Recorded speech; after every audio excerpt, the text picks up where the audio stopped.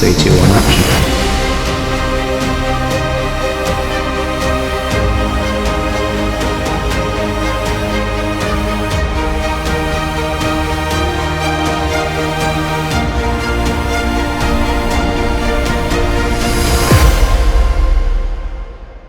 My name's Tom Hardman. I set up the business Tom Hardman Limited in 2010, and at that point we were specialising purely in the sale of 1920s and 30s historic cars, mainly road cars and specials. These days we're more of an eclectic mix of vehicles, so we cover still the core business, which is 1920s and 30s, and we're also selling cars from the 1950s and 60s, and later on in the year also hoping to sell super and hypercars.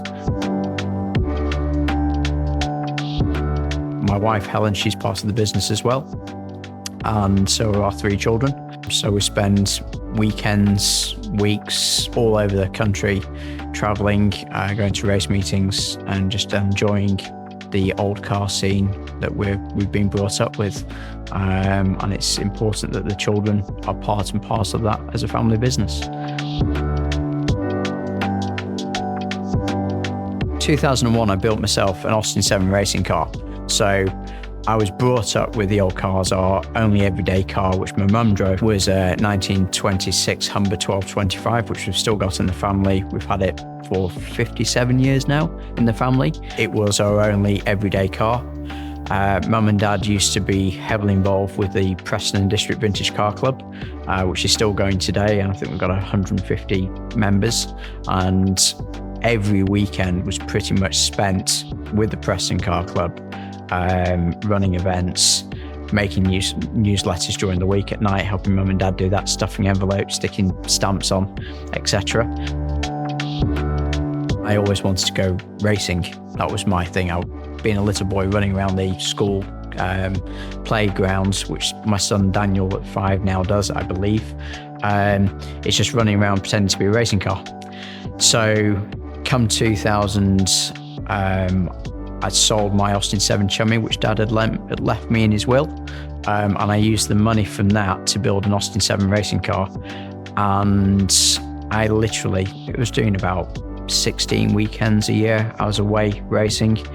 I didn't do nightclubs and things like that. I was in the garage honing and refining the car.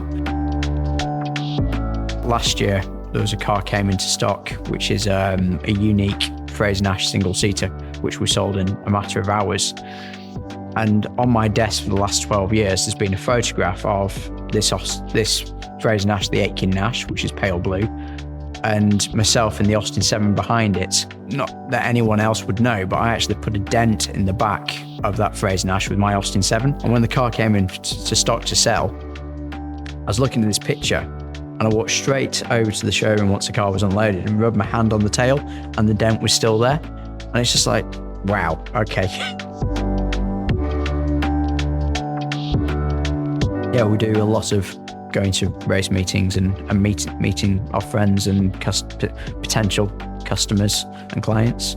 When I first set the business up in 2010, literally I was doing 50-odd thousand miles a year. I think now we don't need to travel as much to see our customers because we've built a reputation that people know and trust, which is important especially when you're talking cars in the just under $1 million or over £1 million plus, or even the 30-40 grand cars.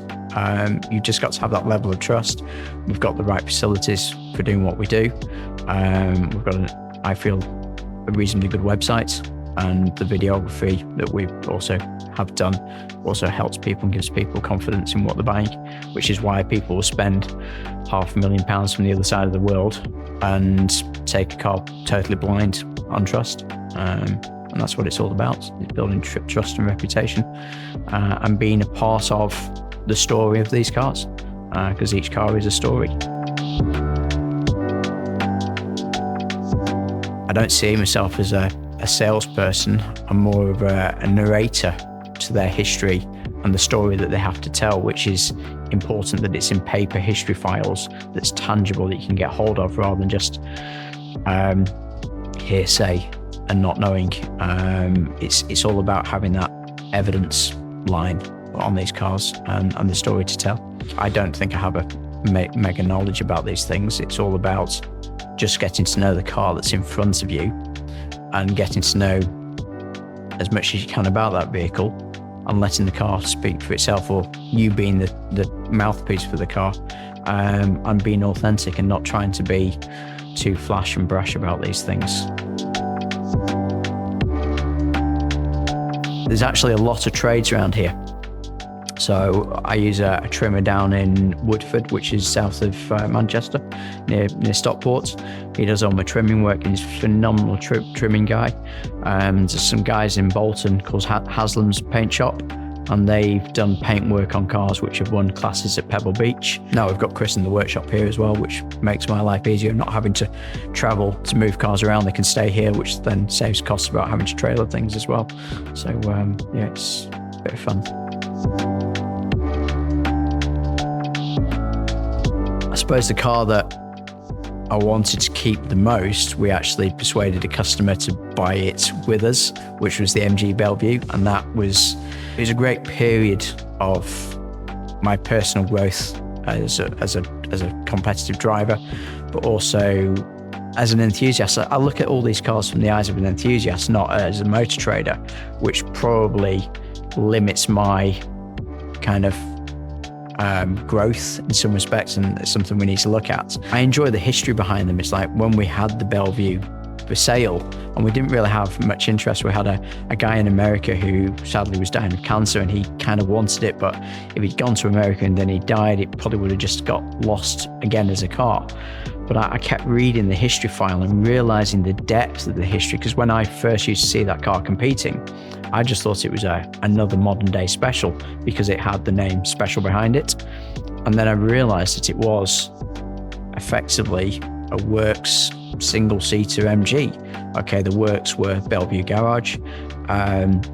It was built for the Empire Trophy in 1937, and it was racing with ERAs and Bugattis of the time. And the Empire Trophy at Donington was a major international event with world-class drivers being there. And the car, it was driven by the two Evans brothers, and then it kind of disappeared in time, and by the 50s and 60s the car was effectively in the scrapyard, and then was found in the scrapyard with a fiberglass two-seat body by a guy called Roger Hart up in Northumberland, and he realised what he had and had the original body replicated, and then it ended up with a guy called Ian Baxter, who was very successful with it, and the guy we had it for sale for.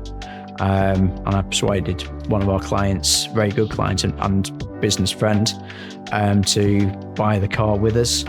And we went on a journey together for 7 years, and we fitted the right supercharger. We had a brand new supercharger made to how the car had in 1949 when it was at its second Goodwood members meeting. We had a stronger original gearbox made for it.